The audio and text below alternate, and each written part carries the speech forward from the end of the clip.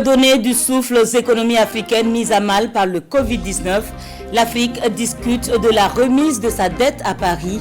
Le sommet international s'est ouvert cet après-midi en présence de plusieurs sommités. Nous y serons dans un instant pour le compte-rendu.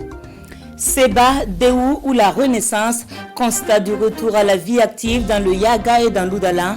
Le ministre de la Défense en tournée était dans les zones frontalières. Occasion donnée à notre caméra pour une immersion dans le Sahel. Vous le suivrez dans une poignée de minutes. Victimes de règlement de compte, ainsi se présentent des conseillers municipaux révoqués par le ministère de l'administration territoriale, des conseillers dont le comportement porterait atteinte au code électoral. Keneni réplique ces derniers qui pointent du doigt l'inexistence de base légale. Ils étaient face à la presse et vous les entendrez dans cette édition. Voici déclinés les titres de ce 20h. Madame, Monsieur, bonsoir. Un sommet international sur le financement des économies africaines, un sujet qui réunit depuis ce jour plusieurs chefs d'État et institutions internationales en France. Il s'agit surtout de l'allègement de la dette des pays africains dont les économies sont mises à mal depuis l'avènement du Covid-19. Le président du Faso a pris part à l'ouverture de la rencontre ce 18 mai. Nous voyons cela dans le compte rendu signé Nathalie Kaoré. Au Grand Palais éphémère de Paris, Emmanuel Macron accueille les chefs d'État africains ainsi que des hauts cadres des institutions financières internationales. Paris organise ce sommet pour discuter du financement des économies africaines. Avec le contexte de la crise sanitaire mondiale, les pays africains pourraient se retrouver face à un déficit de financement de 290 milliards de dollars d'ici à 2023. Cette réunion, qui jette les bases d'une relance économique du continent, est bien accueillie par la partie africaine. Ceci est une opportunité, une grande opportunité pour l'Afrique. Nous remercions infiniment notre cher frère et ami Emmanuel Macron pour nous donner cette possibilité de venir voir dans quelle mesure on peut lever des fonds pour l'Afrique, sauver l'Afrique, qui a été frappée très durement par cette pandémie, qui a laissé nos économies exsangues, car nous avions dû consacrer tous les moyens que nous avions, les peu de moyens que nous avions, à combattre, à nous protéger contre la maladie. Et pour le président français, ce sommet est celui de l'urgence et de l'ambition. De l'urgence parce qu'il y a une urgence sanitaire. L'Afrique est l'un des continents le moins vaccinés au monde. Une urgence économique et sociale. Madame la directrice générale vient de le rappeler, le président Tshisekedi aussi. Il y a aujourd'hui un ralentissement très fort de la croissance partout en Afrique après une année 2020 extrêmement difficile. Et puis en même temps, c'est le sommet de l'ambition parce que l'Afrique a tout pour réussir. Elle a une jeunesse, une force productive et la particulier. Si collectivement, nous décidons en effet de proposer une nouvelle donne. Et c'est cette première pierre que nous souhaitons porter lors de ce sommet de Paris. Le sommet de Paris jette les bases d'un nouvel élan de développement économique du continent africain. Mais pour redorer l'image de son économie, l'Afrique compte également sur les institutions financières régionales. Selon le président en exercice de l'Union africaine, il est déjà envisagé la création de filets de protection économique pour faire face à d'éventuelles crises comme celle du Covid-19. La question politique au Tchad et la situation sécuritaire dans le Sahel ont aussi été évoquées à Paris. Vous le verrez dans ces images, les dirigeants du G5 ont eu en marge de la rencontre internationale une concertation et les échanges ont été conduits par le président du Faso.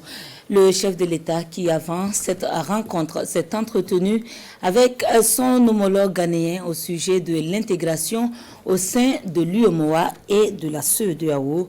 Nous reviendrons sur ces différentes actualités. Ouagadougou, désormais doté d'un deuxième tribunal de grande instance, dit Ouaga 2. Il est aussi le 26e du Burkina et couvre 5 arrondissements de la commune de Ouagadougou, ainsi que les communes rurales de Saba, Komsilga, Koubri et la province du Bazega. Il abrite également le pôle national antiterroriste. Sa réalisation et son équipement sont estimés à plus de 3 milliards de nos francs. L'inauguration, immortalisée par Adama Guiti et Pascal Canet a été faite ce matin par le Premier ministre.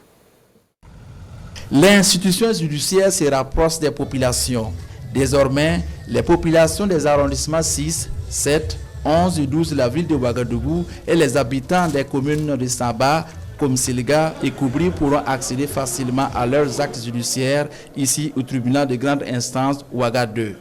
Le deuxième tribunal de grande instance de Ouagadougou vient ainsi désengorger le premier tribunal, mais aussi permettre à la justice de fonctionner efficacement au profit de la société burkinabé. Le tribunal de grande instance à Ouaga 2 présente des avantages pour la population relevant de son ressort territorial, mais aussi pour le gouvernement. En effet, avec ce tribunal, non seulement les justiciables voient la distance se réduire considérablement, mais également l'État traduit son engagement d'élargir les possibilités en matière de saisine des juridictions au Burkina Faso et permet à la justice de fonctionner plus efficacement. Une justice de qualité et avant tout une justice accessible, soutient le président du Conseil supérieur de la magistrature à la tribune. Un vœu que le gouvernement accède à travers la construction et l'inauguration de ce tribunal de grande instance. Mieux, le TJ de Ouaga 2 connaîtra des affaires liées au terrorisme et aux crimes économiques. Le parrain de la cérémonie a indiqué les efforts qui ont été faits dans le sens de réaliser d'autres tribunaux de grande instance à l'intérieur du territoire. Mais nous sommes conscients que c'est encore insuffisant parce que les besoins sont immenses. La population a soif de justice et il faut que nous travaillions à renforcer cela. Je voudrais saisir l'occasion pour remercier les partenaires techniques et financiers qui nous accompagnent dans la mise en œuvre de notre programme de renforcement des capacités de la justice de notre pays. Beaucoup d'entre eux font beaucoup pour nous accompagner.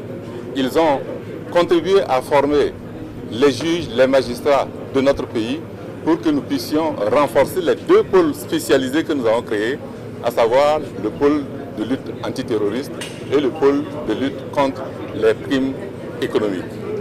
Et ces deux pôles sont aujourd'hui opérationnels. Avec l'ouverture du tribunal de grande instance de Ouaga 2, le pôle antiterroriste sera effectivement opérationnel et nous espérons pouvoir apporter les réponses appropriées à ce fléau que nous connaissons aujourd'hui pour faire en sorte que ceux qui sont accusés d'être des terroristes, qu'ils puissent avoir le droit à la justice dans notre pays. Le tribunal de grande instance Ouaga 2 est déjà opérationnel. Juste après son inauguration, 2 magistrats ont été officiellement installés. Réprimer les actes terroristes, mais aussi les prévenir par un contrôle minutieux de l'espace aérien et de certains appareils. Voici ce qui conduit à la volonté d'encadrement de l'utilisation des drones civils. Une loi plus contraignante avec désormais un régime juridique, un contrôle plus axé sur la fabrication, l'importation, l'exportation, l'acquisition et le commerce au Burkina. Le projet de loi porté par le ministre de la Sécurité a été adopté hier à l'unanimité des 125 votants de l'hémicycle. La plénière avec Bernard Koumbelem et Dramandadia. Le décollage, l'atterrissage et le survol de l'espace aérien burkinabé par un drone civil est désormais réglementé par la loi. Après examen et audition des différents acteurs sur ce projet de loi du gouvernement portant un régime juridique applicable aux drones civils au Burkina Faso, les parlementaires sont favorables, mais ils invitent le ministre de la Sécurité à mieux s'expliquer sur les moyens dont dispose le gouvernement pour contrôler la prolifération des drones civils au Burkina. Oui, nous en avons. Ils sont tellement évolutifs, les drones sont évolutifs qu'il faut s'adapter. Et nous allons nous adapter, nous n'avons pas d'autre moyen que de nous adapter. Ce texte de loi, composé de 70 articles, répartis en 8 chapitres, est alors adopté à l'unanimité. L'Assemblée nationale a adopté le projet de loi, objet du dossier numéro 31 à l'unanimité. Il en est ainsi décidé. Nous sommes surtout fiers d'avoir des moyens pour protéger le Burkina, pour protéger les Burkinabés. Comme vous le savez que le drone, comme on l'a dit, c'est un moyen de collecte de beaucoup d'informations. Tout type d'informations, y compris bien sûr des informations à caractère militaire, caractère de la vie privée. Pour raison de sécurité et de sûreté de l'État, la fabrication, l'assemblage, l'importation, l'exportation, l'acquisition et le commerce des drones civils sur le territoire burkinabé doit être soumis à autorisation, qu'ils soient ludiques ou professionnels. Certains drones ont été importés sans autorisation, je veux dire, c'est rentré frauduleusement. Après le vote de cette loi, nous allons tout faire, nous allons inviter ces personnes à venir s'enregistrer et à venir se déclarer. Pour l'heure, le nombre de drones civils existants au Burkina n'est pas encore connu, mais la traque aux drones va bientôt commencer, foi du ministre Hussein Compaoré. La sécurité qui a encore dominé les débats ce jour à l'Assemblée. Les parlementaires se sont penchés sur l'achat et le port d'armes à travers l'adoption à l'unanimité d'un projet de loi. La loi ainsi votée permet de combler un vide juridique en matière d'acquisition, de commercialisation et de transfert d'armes. Le point des débats avec Rasmane Zoundi et Amadou Marcel Atto. L'achat, la détention et le port d'armes désormais réglementés au Burkina dans les règles de l'art.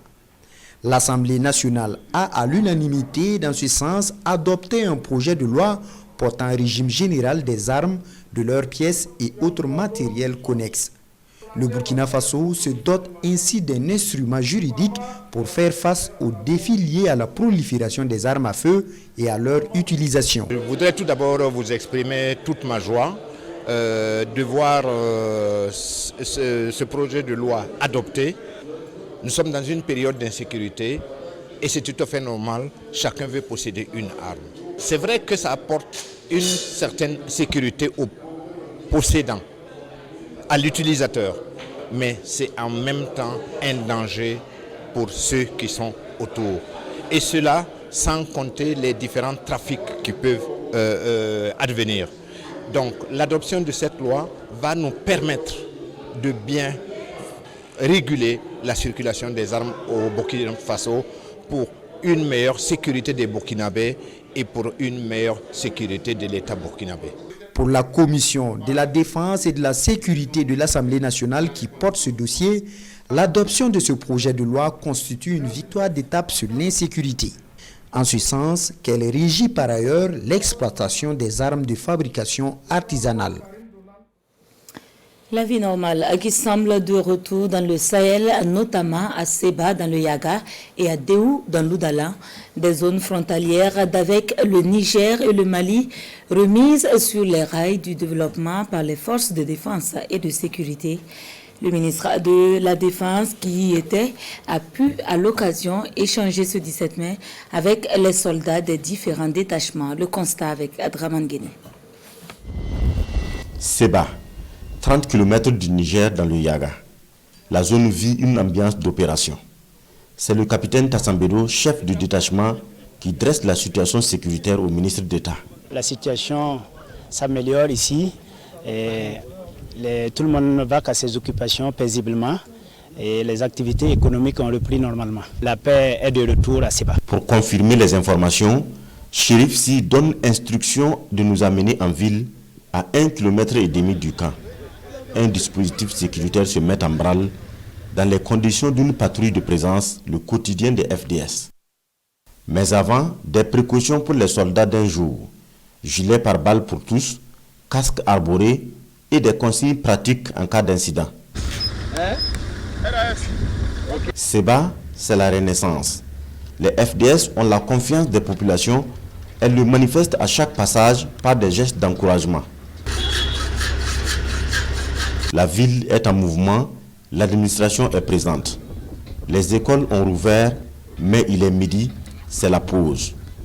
Les activités économiques sont relancées, le marché grouille du monde. On n'a pas interagi avec la population. Tout ça c'est compte tenu de vos délais. Sinon d'habitude si on sort comme ça, c'est pour minimum 3 à 4 heures de temps. Voilà. Mais compte tenu de vos délais, on a fait ça dans la foulée pour vous montrer à quel point la ville de Seba est animée. Ce n'est pas une ville morte dans la ville et il y a l'ambiance à Seba. Seba est libéré, mais aussi désenclavé. L'exemple palpable, c'est ce marché de bétail, l'un des plus importants de la zone. Les acheteurs viennent de divers horizons et repartent en toute sécurité. Il y a des gens qui viennent de Ouara, de Douri, qui viennent faire le marché et ils repartent. L'autre ville, jadis infestée, Déhou dans l'Oudalan, à seulement 40 km du Mali. Le détachement, grâce aux opérations, a reconquis la zone. Nous sommes à nouveau embarqués pour une immersion en ville. C'est lui, l'adjudant-chef Soulama, qui est le responsable de notre sécurité. La situation est déjà maîtrisée. Jusqu'à présent, depuis notre arrivée jusqu'à cette heure-là, on n'a pas reçu quelques trucs de la population ni de l'autre côté. Les patrouilles de ce genre, les hommes le font nuit et jour pour repousser l'ennemi, assurer les populations et sécuriser leurs biens. Mais trop de contraintes à Déhou, comme un peu partout dans le Sahel. La nature est hostile, les voies impraticables, le sable dicte sa loi.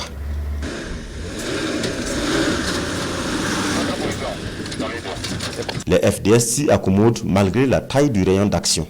On a l'habitude de faire de longues patrouilles jusqu'à la frontière du Mali. Faites une patrouille de présence pour assurer la population, en même temps les assurer aussi que nous les protégeons. Nous retournons à la base, la satisfaction de Chérif Si. Mission bien accomplie selon le ministre de la Défense nationale qui encourage ses hommes à maintenir la pression. Aussi bien Seba que Déhou, vous avez vu que la vie est en train de reprendre, les activités sont en train de reprendre. Et tout ceci est le fruit d'un travail quotidien et continu qui est fait par l'ensemble des forces de défense et de sécurité. La confiance s'installe, mais d'autres stratégies se développent sur le terrain pour améliorer la complicité armée-population. Des instructions sont données au FDS d'approfondir les approches avec les populations pour un objectif final, la création d'armées-nations. Voilà pour ce qui était du registre sécurité. L'on en vient à la santé avec l'organisation prochaine du Forum Génération Égalité. Il est prévu pour le mois à venir et le Burkina Faso s'y prépare. En prélude, ce jour, le ministre de la Santé et l'épouse du chef de l'État ont échangé par visioconférence avec les partenaires sur les droits et la santé sexuelle et reproductive des femmes et des filles. Bernard Koumbelem et Amadou Marcelto. Des échanges par visioconférence axés sur la promotion des droits et la santé sexuelle et reproductive des femmes et des filles, avec les partenaires de l'ONG Équilibre et Population ou encore Equipop, le ministère de la Santé et l'épouse du président du Faso, président de la Fondation Kimi, se concertent pour une meilleure participation du Burkina au Forum Génération Égalité qui se tient du 30 juin au 2 juillet prochain à Paris. Et pour sa participation, le Burkina Faso entend faire peser des arguments solides pour tirer de meilleurs profits. Au Burkina, même s'il y a des insuffisances, il y a de grandes avancées comparativement à beaucoup de pays. Et c'est du reste ce qui a prévalu le choix du Burkina pour montrer l'exemple du Burkina aux autres pays et au monde entier. La réunion de ce matin a été, disons, une réunion d'étape. Voir un peu comment est-ce que nous nous préparons au niveau du Burkina Faso. Au cours de ces échanges, nous avons pu écouter l'ONG Équilibre des populations, nous avons pu écouter UNFPA, qui est un de nos partenaires techniques et financiers, et qui d'ailleurs au Burkina est le porte-parole des questions liées à la santé sexuelle et de reproduction. Des militantes et militants des droits de la femme prendront part à ce forum de Paris. Un forum au cours duquel seront lancées des coalitions multi-acteurs et un mécanisme pour la femme, la paix, la sécurité et l'action humanitaire. Elles sont désormais guéries, totalement remises des souffrances causées par la fistule obstétricale. Elles peuvent dès à présent mener des activités génératrices de revenus. En soutien, la CEDEAO via le ministère de la Femme. Ce 17 mai, elles étaient une centaine à recevoir une subvention dans le cadre d'un programme de la CEDEAO. L'hôpital Saint-Camille a aussi été bénéficiaire de matériel sanitaire. L'ensemble du don est estimé à plus de 25 millions de nos francs Paul David Bambara et Amadou Marcel Tour pour la remise. Nouvellement guéries de la fistule obstétricale, une centaine de femmes ici représentées reçoivent du ministère de l'Action humanitaire des chèques d'une valeur de 60 000 francs CFA chacun. Un geste du département dans le cadre du programme soutien médical et financier aux femmes et aux filles souffrant de fistule obstétricale dans les États membres de la CEDEAO. Je remercie tous ceux qui nous ont aidés. Avec cet argent, nous allons entreprendre afin de le fructifier. Et pour mieux lutter contre cette maladie communément appelée fistule, ce même département renforce les capacités opérationnelles de l'hôpital Saint-Camille de Ouagadougou avec du matériel sanitaire. Alors il y a du matériel médical pour les interventions. Il y a des matériels aussi de surveillance, surtout en post-opéré. Il y a des consommables, il y a aussi des lits. Et donc c'est vraiment du matériel qui ira directement pour la prise en charge des femmes. Nous avons vu les femmes victimes de fistules obstétricales et nous avons regardé que Saint-Camille travaillait déjà sur la thématique et avait de bons résultats. Séance tenante, Marie-Laurence Ilbourou-Marchal est allée porter réconfort et soutien aux femmes souffrantes de cette maladie dont la prévalence est estimée à 16 000 cas en 2019 au Burkina Faso, selon l'Organisation mondiale de la santé.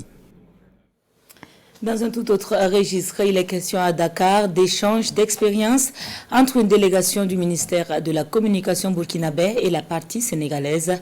Une séance de travail portant sur l'organisation du ministère, ses missions et ses ambitions.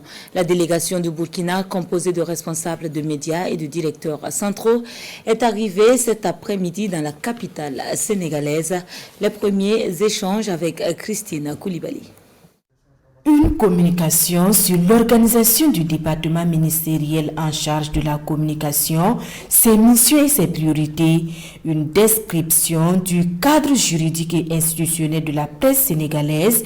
Voici servir l'entrée en matière de la visite de travail de la délégation burkinabé au pays de la Teranga. Une visite pour mieux connaître, comprendre, mais aussi et surtout s'inspirer. Donc on a vu à travers ces différents échanges qui ont été très riches qu'à tous les niveaux il y a des chantiers. Et l'objectif de ces chantiers-là, c'est de pouvoir organiser le secteur, que le secteur soit assaini et que les différents acteurs qui vont sortir de cet amusage-là soient les acteurs qui puissent de façon professionnelle et responsable travailler à ce que les médias puissent apporter une contribution réelle, une contribution efficace au développement de leur pays. Mais nous avons également recueilli des questions et de l'expérience aussi, très intéressantes de la part de nos collègues du Burkina qui nous ont permis de mieux cerner le secteur dans sa globalité, mais surtout dans sa diversité. Au nombre de ces questions, le développement des pôles régionaux de communication. Le Sénégal a affirmé être venu au Burkina Faso il y a quelques années pour s'inspirer de l'expérience de nos RTB de région. Et ils se sont donc basés sur le modèle burkinabé pour développer la déconcentration au niveau de la RTS, la radio-télévision sénégalaise.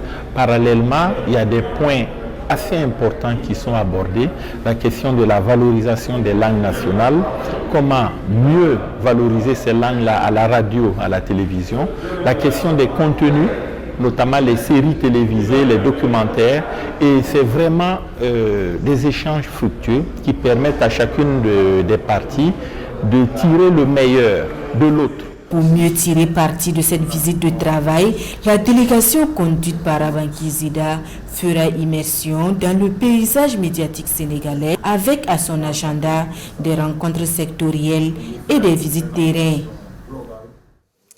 Changement de cap, l'accès aux intrants, aux innovations et aux matériels agricoles est au centre des discussions du 3e symposium scientifique sur la gestion des terres. La rencontre réunit à Ouagadougou depuis ce 17 mai les partenaires techniques et financiers et les personnalités du monde de la recherche. L'ouverture des travaux avec Nongba Kouda et Sébastien Zongo. Selon les chiffres présentés à cette rencontre, près de 12 millions d'hectares de terre sont dégradés chaque année dans le monde. Et au Burkina Faso, 16% du territoire est déclaré dégradé. Selon les spécialistes, Il y a urgence à agir car la sécurité alimentaire et nutritionnelle mondiale est menacée. Si rien n'est fait, il nous sera difficile d'assurer la production agricole et bien entendu d'assurer la sécurité alimentaire et nutritionnelle. C'est pour cela que nous avons voulu dès à présent attirer l'attention des décideurs politiques, de tous les acteurs du monde rural, qu'il est grand temps d'agir et de freiner la dégradation des terres dans notre pays, en Afrique subsaharienne et de façon générale dans le monde entier. Ces représentants d'organisations internationales et interafricaines et personnalités du monde de la recherche et du développement rural sont à ce symposium pour valoriser et vulgariser les acquis scientifiques qui préservent la santé du sol. L'une des stratégies proposées est la récupération des sols à grande échelle. Le gouvernement est engagé dans ce sens et nous voudrons aussi que les collectivités territoriales puissent s'engager dans ce sens, que ce soit les régions comme les communes. Je dis ça pourquoi? Parce qu'au niveau du Burkina, nous avons près de 8000 villages. Si chaque année, chaque village arrivait à récupérer 100 hectares, nous aurons en moyenne 800 000 hectares qui seront récupérés par an. Ce qui veut dire qu'en 10 ans, on peut inverser la tendance. La Société de la science du sol du Burkina Faso, l'Académie nationale des arts et des lettres et le Comité permanent de lutte contre la sécheresse dans le Sahel sont ensemble initiateurs de cette rencontre internationale. Elle sera marquée par des communications sur les innovations en matière de gestion durable des terres, des tables rondes sur les politiques agricoles et des expositions scientifiques. La réduction de la pauvreté en milieu rural, l'insécurité alimentaire et nutritionnelle, le chômage des jeunes, autant de sujets qui touchent le milieu rural et qui sont également pris en compte. Et c'est le cadre de dialogue politique entre 4 ministres du secteur rural et des partenaires techniques qui se penchent sur ces différentes préoccupations. Détail avec Rasman Ezoundi et Omo Sissé. Une rencontre autour des défis du secteur rural. Première de l'année 2021, entre les ministres du secteur rural et les partenaires techniques et financiers, cette rencontre est le cadre idéal pour faire le point des acquis et échanger sur les différentes priorités du secteur. Nous sommes en train d'exécuter le PNSR 2 et nous sommes en train de faire la programmation du PNSR 3. Et dans ce cadre-là, nous avons eu besoin de tenir ce qu'on appelle ce dialogue politique pour faire le point et donc prendre d'autres engagements. Également voir dans quelle mesure on peut financer donc ce programme et voir dans quelle mesure l'ensemble des fonds qui existent là, comment on peut les améliorer pour concourir donc à l'atteinte des résultats. Le Burkina Faso peut ainsi compter sur l'appui des partenaires techniques et financiers qui ont montré leur disponibilité pour redynamiser ce cadre de concertation dont la dernière date d'il y a 3 ans. Nous avons la possibilité, lors d'une rencontre, de pouvoir parler à 4 ministères en même temps et avec l'ensemble des PTF qui parlent d'une même voix à travers le chef de file. Donc c'est vraiment l'occasion, je dirais, idéale pour pouvoir communiquer, pour pouvoir travailler. Il s'agit d'une séance de travail avant tout et de traiter des questions liées aux défis du monde rural en particulier et puis par rapport à des défis plus généraux au Burkina Faso. Des défis qui ont pour nom la réduction de la pauvreté en milieu rural, le chômage des jeunes et des femmes, l'insécurité alimentaire et nutritionnelle dans un contexte de changement climatique et de crise sécuritaire et sanitaire. Ils sont élus locaux. Autre point commun, ils ont été révoqués par le ministère en charge de l'administration territoriale. En cause, selon le ministère, leur comportement portant atteinte aux dispositions du code électoral. Instruction a donc été donnée aux fins de procéder à leur remplacement. Mais ceux-ci n'entendent pas baisser les bras. Ils s'estiment victimes de règlements de compte et prennent l'opinion publique à témoin quant à l'inexistence de base légale en la matière. Ils étaient face à la presse et nous écoutons les propos rapportés par Alidou Badini et Abdelaziz Yagibou. On a voulu régler les comptes d'un certain nombre de personnes. Quand vous regardez la circulaire du ministre d'État, on a annexé derrière cette circulaire un certain nombre de listes par région. Ça veut dire que déjà, on a indexé des gens. Par la voix du maire révoqué de l'arrondissement 10 de Ouagadougou, Jérémy Sawadogo, les 800 élus locaux d'une quinzaine de communes touchées par la mesure du ministère de l'administration territoriale ordonnant leur remplacement expriment leur indignation. Ces conseillers régionaux, municipaux et maires sont incriminés pour violation des textes, pour actes d'indiscipline et nomadisme politique. Reproches qu'ils qualifient de non fondés légalement. Les élus locaux révoqués s'estiment tout simplement victimes d'abus de pouvoir et de règlement de comptes au moyen de l'appareil d'État. Brandissant l'argument d'un vide juridique en la matière, les élus révoqués appellent le gouvernement à lever les sanctions prises à leur encontre. Est-il besoin de dire qu'il est très injuste de sanctionner un citoyen sur la base d'une notion qu'on a soi-même inventée? Que vaut la loi désormais au Burkina Faso si le gouvernement peut prendre des décisions aussi grave que le remplacement d'un élu local sur la base d'un vide juridique clairement identifié dès le départ? Les élus révoqués dénoncent une immixtion de l'État dans les affaires intérieures des partis politiques. Plaidant non coupables et prenant à témoin l'opinion nationale et internationale, ils entendent user de leurs droits les plus légitimes et les plus légaux pour que justice soit rendue, mais aussi pour un retour à la normale dans les communes concernées. Face à la presse également, le comité d'organisation du prochain festival Jazz à Ouaga. Et nous basculons vers la culture. Du 28 mai au 5 juin, de grands noms de la musique comme Bill Akakora, Dobé Yaoré, la Volta Jazz ou encore le Bambino du Niger vous donnent un rendez-vous à Ouagadougou. Le point de préparatif a été fait devant les hommes de médias, comme nous le disent Adama Guiti et Amadou Marcel To. Une 28e édition éprouvée par la crise sanitaire, notamment le Covid-19, le Festival international Jazz à Ouaga se déploie cette année sur 2 sites dans la ville de Ouagadougou du 28 mai au 5 juin prochain. Pour cette 29e édition, nous avons concocté un programme de haut niveau, avec des artistes de haut niveau, dans 2 espaces principaux, à l'Institut français de Ouagadougou et dans la cour du FESPACO. Donc cette année, les 28, 29 et 30 mai, nous serons à l'Institut français. Ensuite, il y a une soirée off le lundi 31 mai. C'est une soirée avec les partenaires. Et du 1er au 3 juin, on est dans la cour du FESPACO, à partir de 20h30, pour une programmation aussi de taille. Et on revient les 4 et 5 juin à l'Institut français pour clôturer le festival.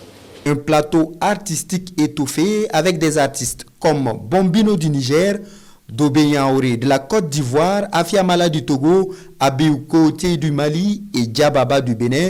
Jazz à Ouaga 2021 rendra également hommage à des artistes burkinabés de renom. Nous avons 2 grands événements aussi qu'on va célébrer pendant cette 29e édition. C'est la renaissance du Volta Jazz que nous invitons, qui va venir de Bobo du Lasso pour l'occasion. Donc venez découvrir cet orchestre mythique des années 60. C'est aussi la célébration avec Bill Akakora, donc de ses 50 ans en musique pendant Jazz à Ouaga. En marge de cette 29e édition sous le thème Paix et cohésion sociale, le comité d'organisation prévoit pour la 2e fois une caravane dénommée la caravane musicale de la paix au Sahel, en soutien aux personnes déplacées internes. C'est avec le Conseil pour la paix que nous allons refermer cette édition. Il est organisé par l'ensemble musical Les Amis, une chorale internationale. Et Koudougou est la ville qui a abrité ce grand rendez-vous, suivi par Vincent Kenrobego.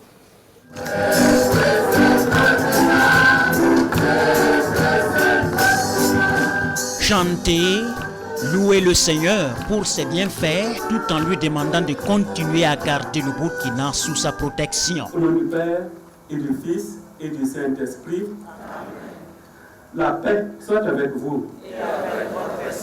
C'est là l'ambition de ce grand concert de louanges pour la paix, initié par l'ensemble musical des Amis de Jacob Daboué. C'est un beau concert, toutes ces chorales qui se sont exprimées, et on va dire le public qui a communié à la paix, à la louange. Ça, c'est la cohésion nationale, c'est le dialogue interreligieux qui gagne. Sur scène, la chorale internationale de Ouagadougou, avec à ses côtés des chorales catholiques et évangéliques sœurs qui déroulent et enchaînent les chansons dans son Balamnam de feu Abbé Robert Ouedraogo.